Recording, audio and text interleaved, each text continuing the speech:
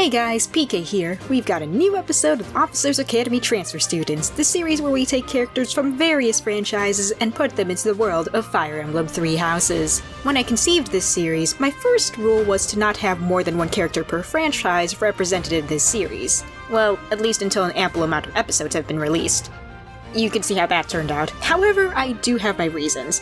Goals have changed for the endgame of this series. Not only do I want to have as many franchises cross over with Fire Emblem as possible, I also want the first batch of students, plus Professor, featured in this series to be part of their own house that could plausibly exist within the Three Houses universe. Fifth house DLC, if you will. Anyway, I'd like to introduce everyone to the Green Wyvern's house of those who originated from other worlds.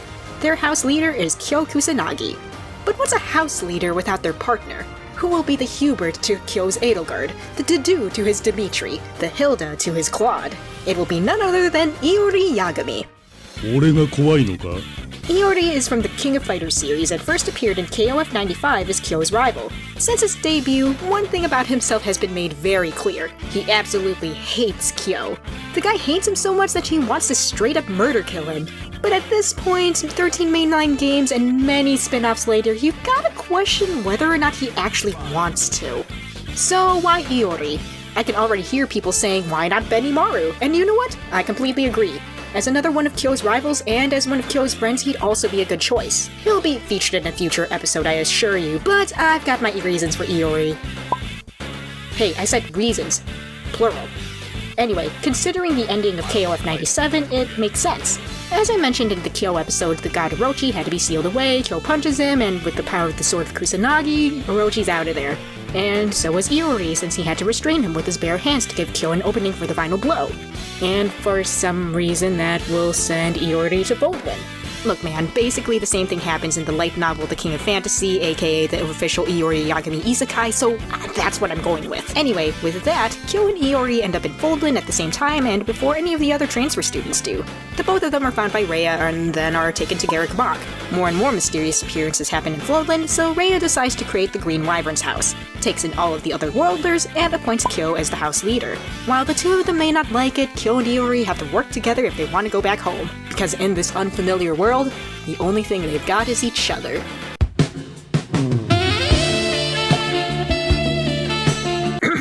Anyway, in his home series, Iori's got the firepower but is lacking speed, so we're gonna keep that in mind when it comes to his bases and growths. I'd imagine he'd have 26 HP, 10 strength, 7 magic, 6 dexterity, 5 speed, 6 luck, 6 defense, 5 resistance, and 6 charm. His growths would be 40% HP, 55% strength, 45% magic and dexterity, 35% speed, 30% luck and defense, 25% resistance, and 35% charm. In terms of proficiencies, his strengths would be in reason, riding, and flying.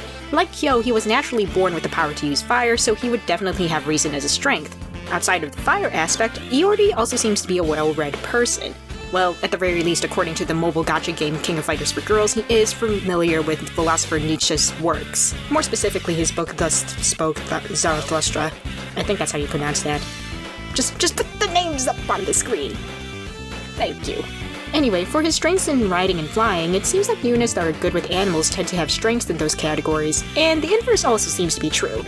And when it comes to our boy Iori, well, animals love him. Cats love him, penguins love him. I don't know why, man, but it's very endearing. But anyway, in terms of weaknesses, he'd be weak in authority and faith. With Iori being the edgy, broody loner, I'd say it's no surprise he'd have a weakness in authority. With his weakness in faith, much like Kyo, he has no interest in all this Orochi-related stuff, so praying to a goddess and all that? Definitely not his style. His personal skill would be self-reliant, which would raise might by 5 when he's not adjacent to an ally. His crest would be the crest of Yasakani, which would raise might by 5 when using combat arts. In terms of black magic, he'd learn all fire spells obviously, and with white magic, he'd learn some basic recovery stuff like heal and recover, Nosferatu for an offensive white magic spell, and silence as a reference to his desperation move Yasakazuki, which stuns his opponent for a short period of time. Combat arts he'd learn would include Mighty Blow, Rushing Blow, and Mystic Blow. Alright, time to go over his history. You can probably already tell that it's pretty similar to Kyo's. I mean, they are the same age, and they go through similar story beats in the Orochi saga, so there you go. In 1158, he was born into the Yagami clan as the son of 2 unknown parents. In 1178, he competed in his first King of Fighters tournament. In 1180, he assisted Chizuru in resealing Orochi, and later on in 1180, he was transported to Fodland and enrolled in the Officers' Academy at Garrick Mach. He likes music and quiet moments, he dislikes violence and Kyo, and his interests would be playing the bass and cats. His favorite gifts would be training weight, smoked meat, and Book of Sheep music. His disliked gifts would be Armored Bear Stuffy, Goddess Statuette, and Watering Can. His favorite tea would be Crescent Moon Tea, and his required stats for recruitment would be 15 Strength and a B in Reason. His close allies would be Marianne, Yuritsa, and Felix. Marianne, like Iori, was born with cursed blood, and both of their parents are dead. Allegedly in Iori's case. SNK, please give us some concrete Iori lore, there's only so much I can do with personal headcanons. But anyway, I feel like the two of them would have a mutual respect for each other and be able to understand each other on a personal level because of that. Do I low-key ship them now? Yes. Yes, I do. As for Yuritsa, both he and Iori have this murder-killy side to them that pretty much makes them feel like it's impossible to actually get close to people. As for Felix, let's face it, 2 loner boys getting along because of their love for cats. Hell yeah, man, that's adorable as fuck. Let's get a support chain written for these two. You guys have no idea how much I wanted to make this episode. Iori was a fun character to work with, especially coming up with skills and stats for him, as well as coming up with a lineup for close allies for him. I love this man so much. If I could, I would gush about him all day, but I won't. Maybe I'll save that for another video.